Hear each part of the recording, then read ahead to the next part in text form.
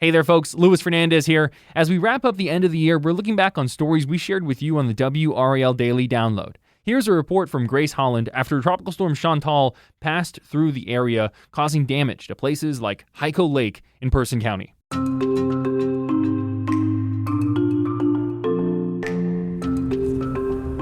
Welcome to the WRAL Daily Download. I'm Grace Holland. Right now it is about 4 o'clock on Monday, July 7th. We are on our way out to Person County after several counties in our area had some pretty serious flooding over the weekend on Sunday. And we've heard that there's been a lot of damage around Hyco Lake. The sheriff in Person County says that as far as they know, every person is safe, so that's very, very good to hear. But a lot of damage and destruction to some structures like boat docks and things like that around Hyco Lake. So me and photojournalist Sean Braswell are on our way to check that out. Okay, so we just got to Hyco Lake. We're along NC Highway 57, which is also Samora Road. There's 3 bridges that cross the lake at this point. It's sort of the main crossing, and there's definitely still a lot of high water around here. Right now I'm looking at like a boat gas station, and the gas pumps are flooded. It's about halfway up the pump. And they're just like sitting in the lake, basically. This is Hyco Lake Marina Rentals. So definitely still a lot of water to go down at this point in this location. And, you know, it's late afternoon. The sun is just blaring down, not a cloud in the sky after all that rain yesterday. It's just really really hot, to be honest. So a lot that people are probably having to deal with if they're working to clear out these debris. Okay, so I'm sitting back in the car because it is just so hot. Wanted to be in the air conditioning for as long as I could. Sean is getting video while I'm sitting here, so I'm just kind of taking in the surroundings. And as I'm sitting here, I'm watching lawn chairs, looks like maybe like a pool float, like an inner tube floating down the lake. There's a really strong current going down the lake. And yeah, it's just things keep floating. I also forgot to mention there is like boats and jet skis that are just sort of sitting out in the lake too. There's a whole boathouse that clearly came unmoored somewhere, which I know is something that a lot of people along here are dealing with.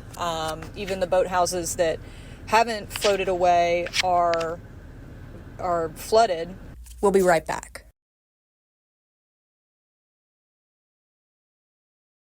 Okay, so we're now back at the station. It's a little after 8 o'clock on Monday. And I just wanted to take some time to talk through, in a more calm environment, what all we saw while we were out in Person County.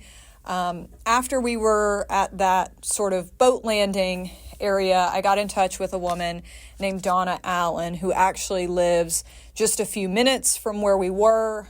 Technically, she lives just across the Caswell County line, but what was going on at her house was very similar to what was going on all over the lake, including, of course, in Person County as well. So we went to her house, and she, took us back into the backyard where her boathouse, like just about everyone who has one of these on the lake, was flooded. Now, these boathouses are not for anyone to live in. It's just a structure that people put their boats, their other equipment, jet skis, maybe, swim floats, just yard stuff. She said they had a refrigerator in theirs. So it's just sort of an outdoor building that's built at the water's edge, sort of sometimes on a dock. And all along Hyco Lake, people have these, and all along the lake, they are flooded at this point. At the time that we were talking to her on Monday afternoon, she told us that the water level had actually come down a little bit, but it was still very much in her yard and still probably 2/3 of the way up the side of the boat house. And in her case, which this is a situation a lot of people were in, they were not able to get their boat out of that structure whenever the flooding started. So their boats were stuck under there.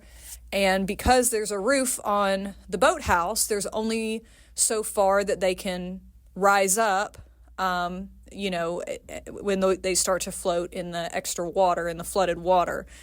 And in some cases, people's boats had gone straight through the roof and caused a lot of damage both to the boathouse and then also to the boats themselves. And by the time we were there, the boat had come down a little bit with the water level, and her husband was actually cranking the boat. So the boat did start, which is a good thing, and was hopefully going to be able to get it out soon. But I just stood there and talked to her in her yard about, what she'd seen that day. And how long have y'all lived here? We moved here in 2020, so Okay. it's about 5 years. All right.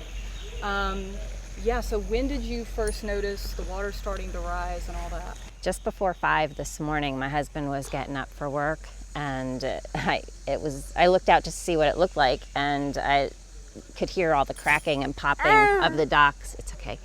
And just knew something was wrong. It was dark, so I couldn't really see the water really well, but I knew something wasn't right down here. And we came out and saw the water, and it was a mess. Things were floating everywhere, and our boat was pushing up to the top of the dock and started to push through it. And my husband had to make a hole in the roof just to give it room so it wouldn't get damaged. Yeah. And so you guys still kind of figuring out how bad the damage is, right? We haven't really been able to assess it. We do know there is some damage to the boat, and the dock is all going to be on us because it's not covered by insurance, unfortunately. So, but we did recover a lot of our stuff that was floating, so we're lucky there, and luckily nobody's hurt. Right. So.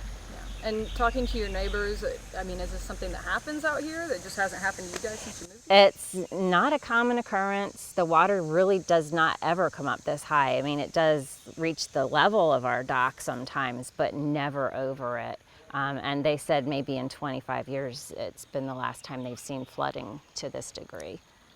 So it's not common. Is there anything else you'd like to add or want people to know?